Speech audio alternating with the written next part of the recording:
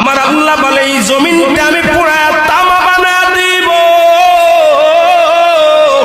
এই জমিনের মধ্যে যত পানি আছে পানিগুলো আমি আল্লাহ পুরা ছাই বানা দিব।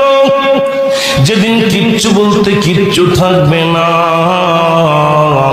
সেদিন থাকবে শুধু আমার আল্লাহ। আজকে কার জন্য সুদ খাও, কার জন্য ঘুষ খাও, কার জন্য ব্যভিচার করো, কার জন্য অন্যায় করো রে মন, কার জন্য তোমরা এত বাদই করো। আরে আজকে একটা কথা বলতে গেলে কষ্ট হয়। এই জমিনটা আল্লাহ পুরায়া তামা বানায়া দিবে। এই জমিনের মাটিগুলো পুড়ে হবে তামা। এই জমিনের যত পানি আছে পানিগুলো পুড়ে হবে ছাই। এই দুনিয়ার মধ্যে কিচ্ছু যেদিন থাকবে না, ওই তুরস্কের কত বাহাদুর, কত টাকাওয়ালা মিনিটের মধ্যে